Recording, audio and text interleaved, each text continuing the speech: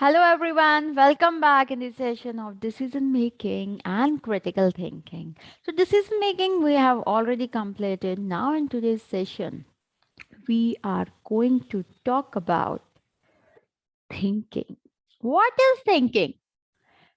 Do you think?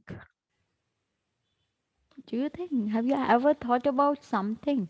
Or in everyday, day to day life, do we spend some time in thinking about the things? Yes, we do think. Many times we just sit like this and we are lost in our own deep thoughts. What is that lost being? Being lost in your own deep thoughts. What does that mean? That means you are thinking something.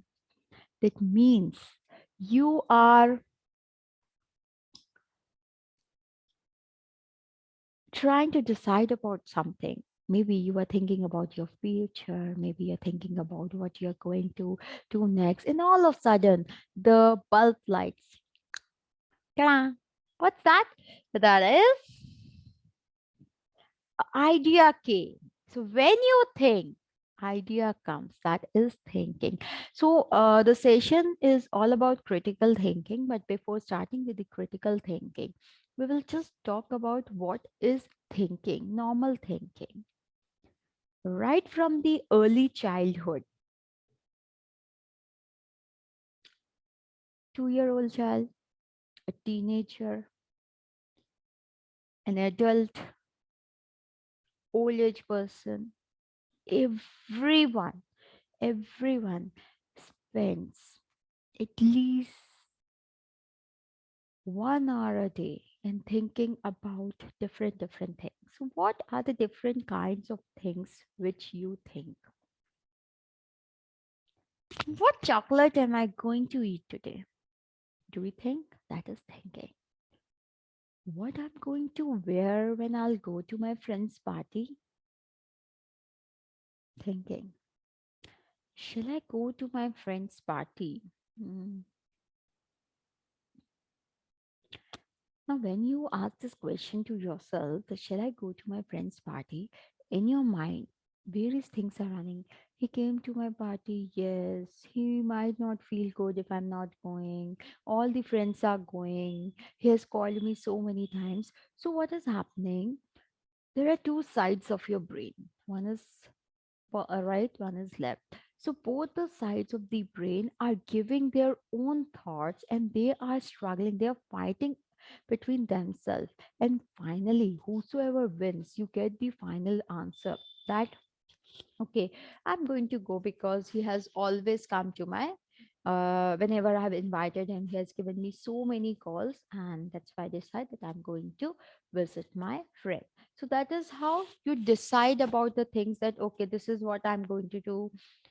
So this how you're deciding, how you are coming to the conclusion of something.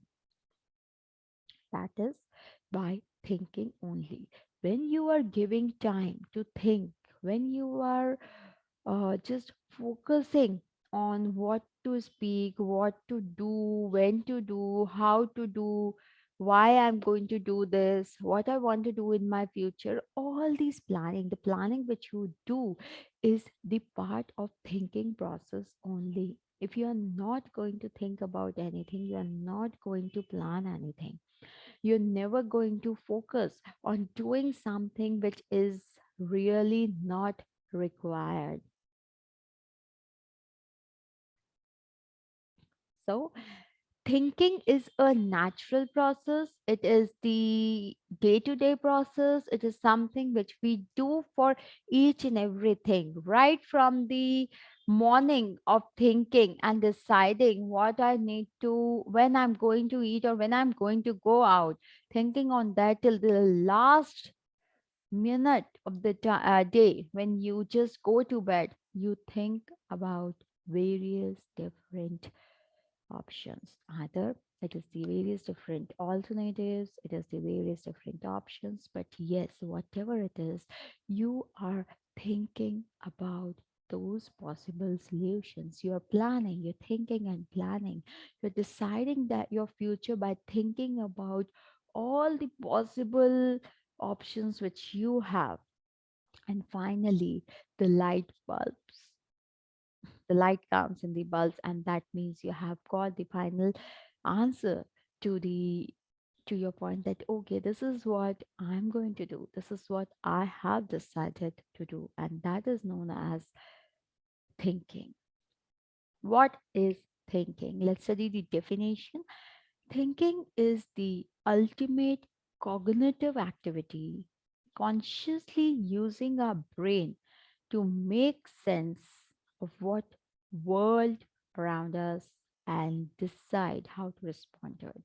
It is the continuous consciously using our brain. It is a continuous activity, a fight in the brain which is going on, sensing the world around us, seeing the things happening around us, and then finally deciding, responding to those things in a specific manner. There is a fight going on in the organization. Group of five people, they are arguing, a strong disagreement is going. You're just going to observe the thing, you're going to see that okay, this is going around me. Now you will think whether I should be the part of this discussion, I should involve myself in the discussion or not.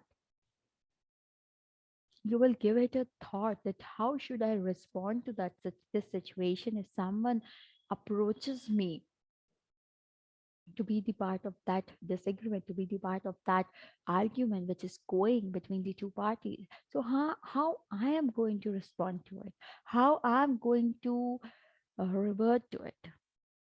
So thinking basically is the ultimate cognitive activity. It is an activity which is consciously, it's not unconscious. You're thinking, you are giving it a deep thought, you're deciding yourself that, okay, I want to think about this. So it's the consciously using your brain to make sense of the world around us and decide how to respond to it.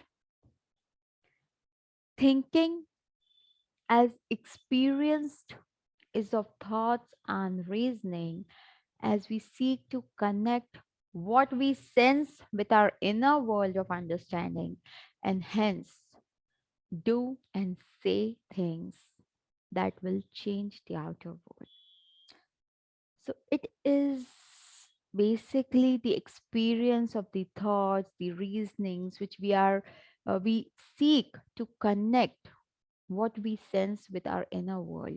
And we are just trying to connect with what we sense with our inner world, that okay, these are the things which we are sensing, these are the things which is going on within ourselves. We just try to understand that and then hence do and say the things that will change the outer world. We do it, we say it in such a way that is going to make and create changes in the outer world.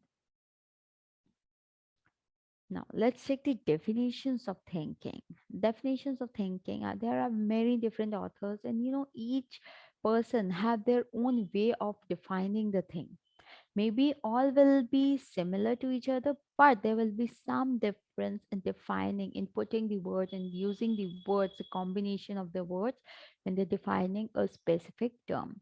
So, when we talk about thinking, thinking is the reasonable working of various views with a knowledge that has been stored in the mind long before the emergence of new knowledge. So it is working of various views. Various views are coming with why these views are coming. There need to be some base, some reason. Like without anything, the views are not going to same. Something might be there in our head. Something might be stored in our hard drive, in the hard disk, the brain. Something is stored.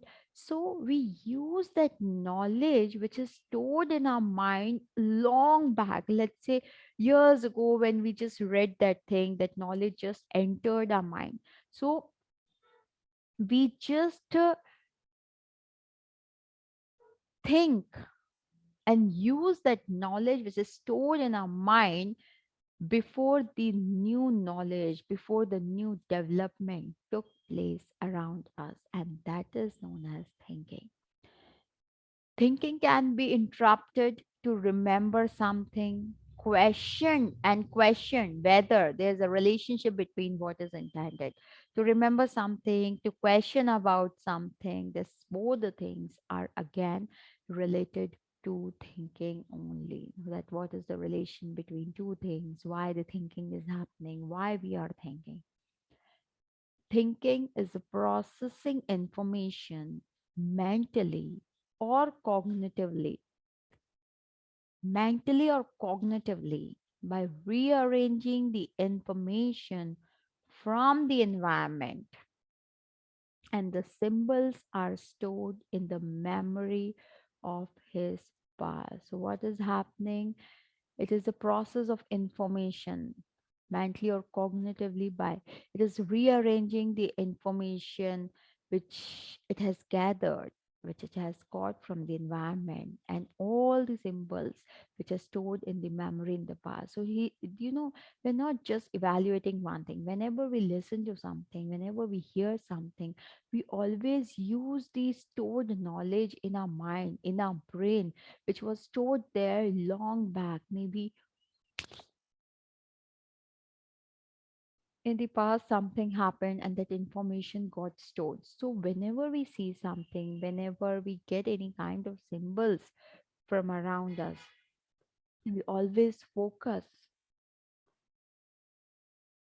on gathering those information, mixing those information, and finding the final conclusion of the information which is recently received and the information which was stored in the mind in the past.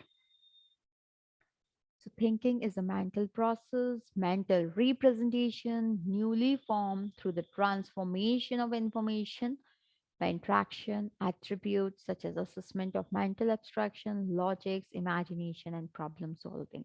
So, it is a mental process. Now, when we are talking about mental process, what do you think? What all things are included in mental process? What is this mental process all about when we are talking about mental process?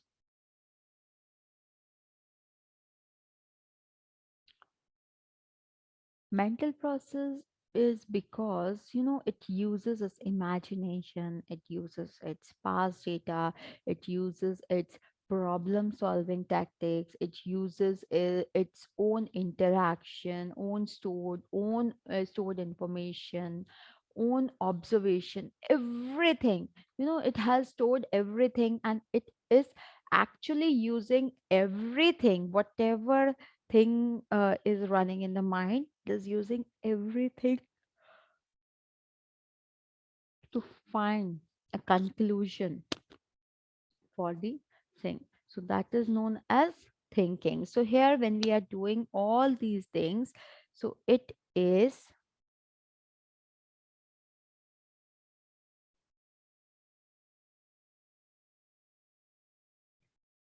that our thinking is something where we use the outer information which we hear, our imagination, our perception, our logic, our problem solving techniques, and the information which is stored in our mind to find a solution to a specific problem.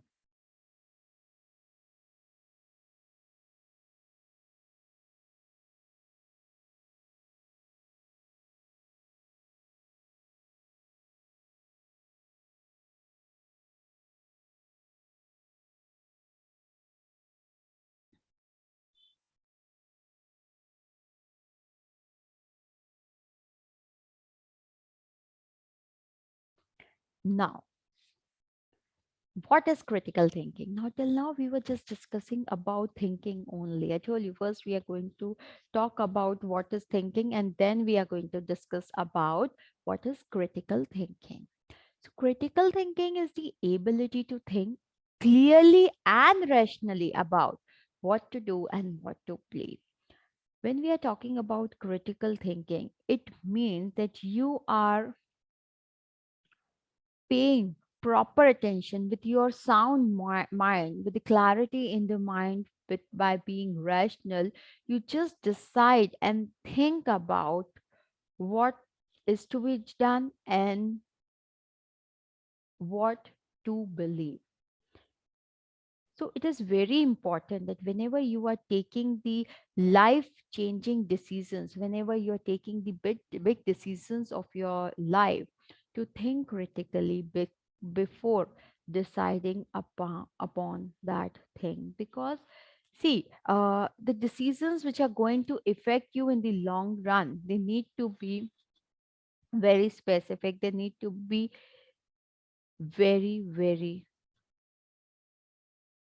particular. So that is why we say that critical thinking is the ability to think clearly, with a very clear perception, with a very clear thought, and rationally about what to do, what you're going to do, and what to believe, on which you are going to show your belief. It includes the ability to engage in reflective and independent thinking. So, what it includes? It includes the ability where you're engaging in reflective and independent thinking. It is the independent thinking which is going to be seen. Disciplined thinking that is clear, rational, open minded, and informed by evidence. So, disciplined thinking is something where you have thought about that specific solution, specific idea very clearly, without being irrational, with your open mind, and you also have evidences proving that whatever you have decided is going to be a right decision for you. Let's say you have decided to open a food chain, you have decided to open a food outlet. Now you have this critical thinking means that you have thought clearly that okay, I'm clear that I want to do this is my passion, this is my interest, and I know that I'm going to be and be a successful entrepreneur. With your open mind, you have given this thought by considering all the factors, by having the evidence. This thing is going to grow in the near future. In the near future, we are going to see these things expanding. We are going to see that yes, this food chain, this food outlet is growing. In near future there are a lot of opportunities which we are going to get, and by considering all those things, by having the evidence regarding all those things, then you decide of doing something. And when you are considering all these things before taking a decision, that is known as critical thinking. It includes a commitment to using reasons in formulation of your belief. So, yes, critical thinking is always supported by reasons and evidences. So, you're committed of using the reasons that okay, these are the reasons because of which I have formed this belief. Because of this, I believe in this, and that is what is again known as critical thinking. And the last thing says when a critical thinking approach is applied to education, it helps students' brain to function better and understand text differently. So when they're applying critical thinking, they won't be going into the bookish knowledge. They'll always have the question, why like this? And for that why, they will just try to find out the reason for that why. The best example, who are the best critical thinkers? We all know them. They're everywhere. And yes, they are the best critical thinkers. These are the kids. They do not accept whatever we tell them. They always try to think in a very different way. They always have lots and lots of questions, and they just try to find out the answer. They just try to understand whatever we are saying in a very different way. There were very different approach towards the life, towards the surrounding, towards the things with they see. They have a very different approach. Same way. So when the students are applying this critical thinking, so their brain is going to get polished. It is going to work in a very different way, and that way is going to be better, and that will help them to understand the text differently and clearly. So this is known as critical thinking. Now, what are the different elements of critical thinking? What do you think? What are the elements of critical thinking process? So there are basically six different elements of critical thinking process. And the six elements of critical thinking process is first is image.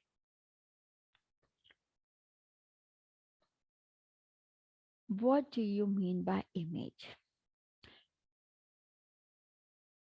You know, our mental picture, our brain, it consists of personal experience of related to the object, person, situation, what we hear, what we feel.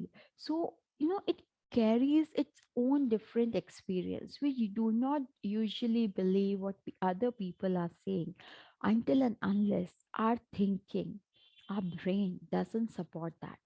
So, image means we all carry different sets of experience, our own personal experience related to the object, person, place, situation, what we hear, what we feel, what we have gone through. So, we all goes through different things, and these mental pictures symbolizes the actual objects.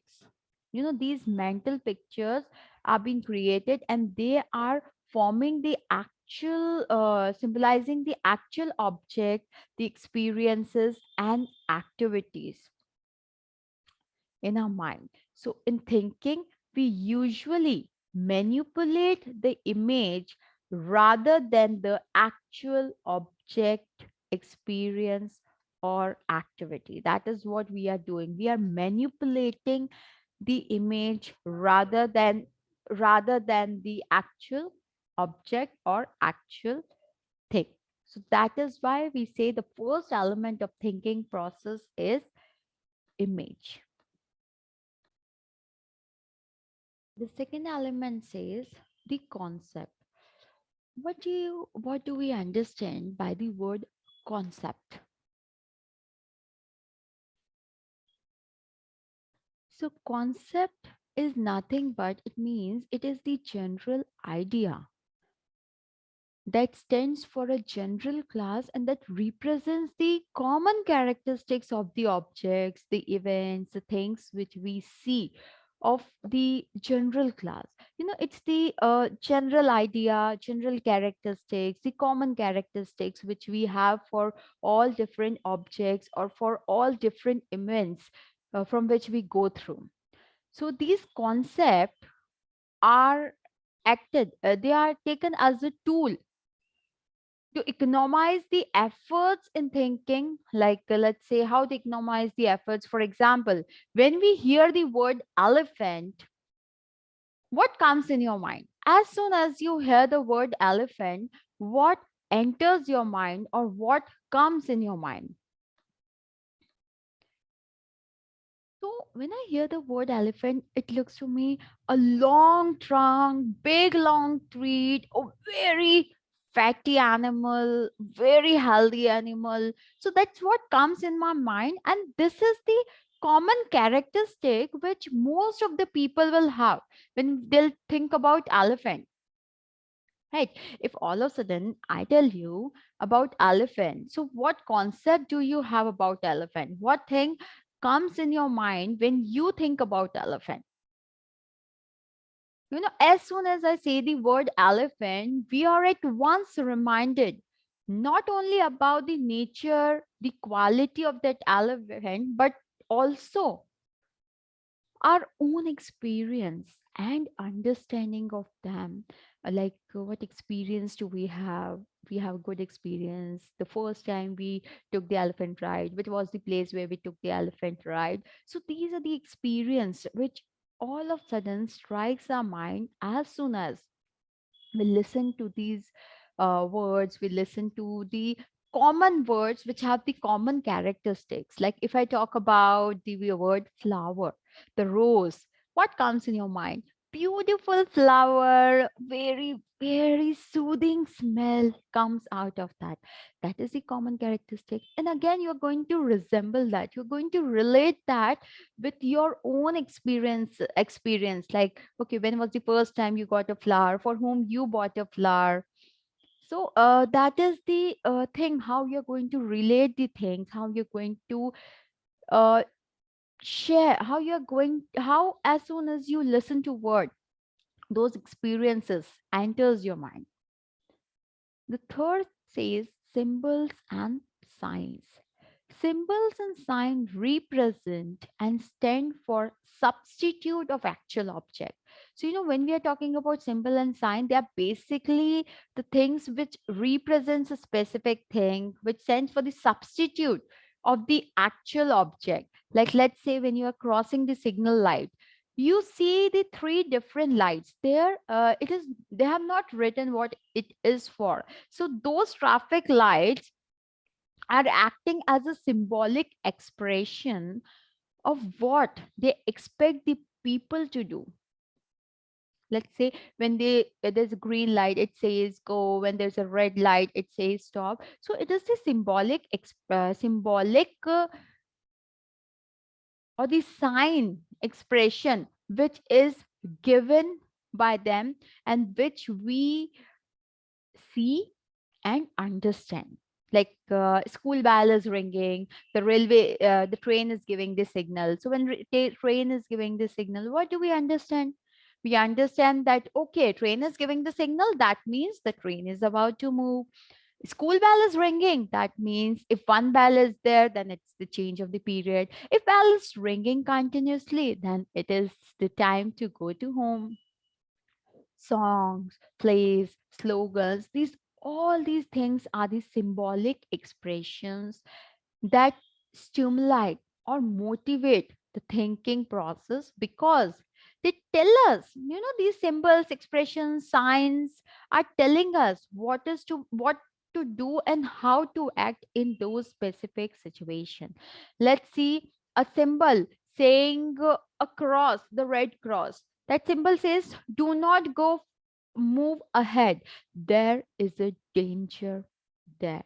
So these are the symbols which the people use to express themselves, to show to give some meaning, to help other person understand the things. The next point says language. It is the most effective and the developed vehicle which we are carrying in the process of thinking. When we read, when we write, when we hear a word, when we hear a sentence, or we observe any kind of non-verbal signals other than the language, it stimulates to thinking. It clicks us that, okay, it's the time to think something, and we start thinking about that. So thus reading and writing of the document and literature will help in stimulating and promoting that thinking process. It will always help you to stimulate and promote that thinking process. The next point says muscular activities. Our muscles, they move, you know. Thinking may be one of the way to show the evidence of the involvement, of the involvement of some incidents, moments. But along with that, our muscles also move. A very high positive relation is found between is found or is that exist for thinking and the muscular activity of of the individual. There's a very positive relation between both the things, that how you think and what are the muscular activities is happening in the individual person's body when he's thinking something. The more and more you're going to engage yourself in the thoughts, you'll see that there is greater muscular tension or movement which you are going to notice in your body. So that is why we say that there is a direct link between the muscular activity and the thinking. Whenever you think something very deeply, it affects the movement of your muscular activity, it affects the movement of your body. The next point and the last point says brain functions. Whatever role the muscles are playing, thinking is the primary function of our brain only, and that will remain of our brain no matter how positively, how deeply the muscles are related to the thinking. Muscles are affected by the way we think, but no one can deny the fact that that thinking is the primary function of our brain and not of our muscles. Our mind is said to be the chief instrument of our thinking process. It is the chief instrument of our thinking process. If we are thinking something, it acts as a very important instrument. The experience registered by our sense organs, they have no meaning, and thus they cannot serve as the stimulating agents or any kind of instruments for thinking unless these impressions, all these things are not received by brain cells. Sorry. So until and unless our brain is not going to get the signals, our brain is not going to think, we are not going to get any kind of meaning. We won't be able to decide what is to be done, how to react, what to speak, what to decide. So, thinking, no matter is related positively with the muscles, but the primary function, but it is the primary function of the brain only and will always remain the primary function of the brain only. So, with this, we have come to the end of today's session of critical thinking and decision making. Bye bye. Have a wonderful day.